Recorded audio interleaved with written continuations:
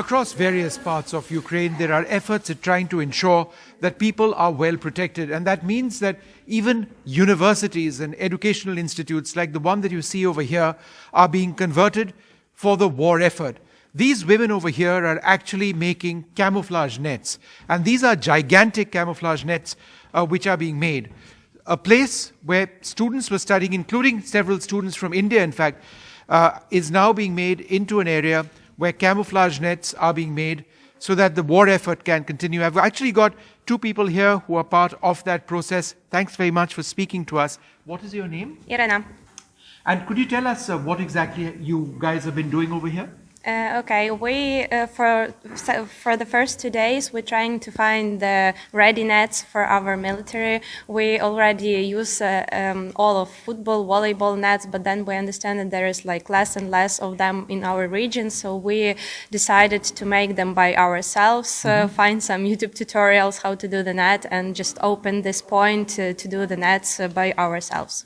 So you actually read tutorials before you started? I was trained by more experienced people here. Right. Absolutely. And after making one net, you easily guess the logic of this. So, how big are the nets? We are making like the small pieces, but then we, our military asked for the exact size, and we just put them together and do the exact size. So it can be like the small one or the giant one. Everyone that they need, we can do this. Yeah. They can be easily assembled afterwards into bigger pieces. Yeah. Ma'am, isn't it very sad that this should be happening in a place where people were being educated? I would not say that this is sad. I believe that people demonstrate now all these emotions and feelings that they have been collecting during education process. Yeah. And also it's necessary here certain skills. Sure. And also this is the place where, as I see, the young people get united. Right. They can discuss, they can support each other, they can even joke, they can, it's the source of energy, because there is not so many places elsewhere where they can come together and make useful job. Right. And ma'am, I didn't ask your name. My name is Lydia. Lydia. I'm not a student, I'm a grandmother. So you're a grandmom? Yes, I'm and grandmom. Your grandchildren are how old? Or My granddaughter is 2 years old. Is just 2 years She old. had the anniversary exactly during the war time. Wow, wow. No, but it is sad that a place for education is being converted to this effort. What does it feel like a young person yourself, having to be part of an effort where you're trying to save your country by doing anything, and in this case, making nets? We try to do something to be useful, and it's like for our region it's more calm now, but you always check the news and there's a lot of negative, so here is the place that you can be useful and you can just forget about the war for a few minutes and don't check your phone and don't check the news. So that's interesting. Who are some of the others who are making these nets?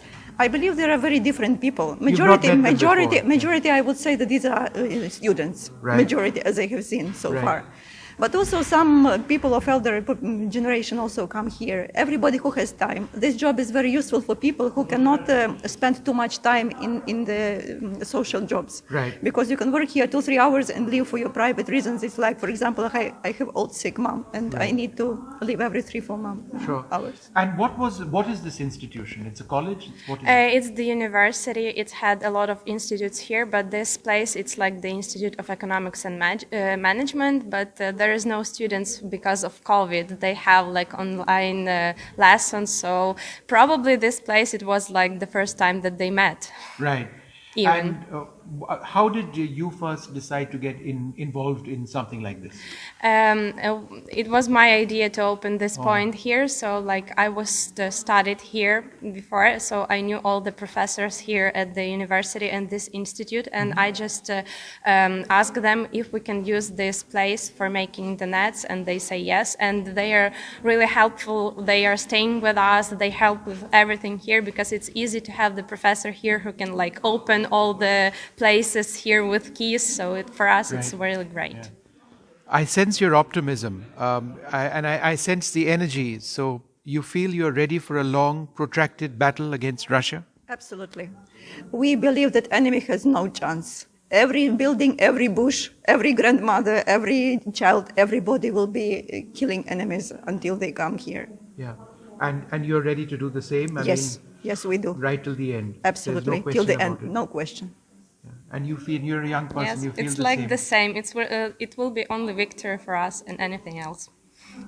You are incredibly brave women, and thank you so much for speaking to us, and thank you so much for being as optimistic as you are about this effort.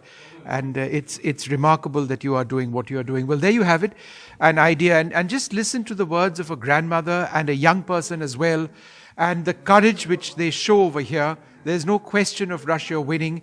Every bush, every corner, every place, there are going to be people who are going to be taking on this Russian offensive.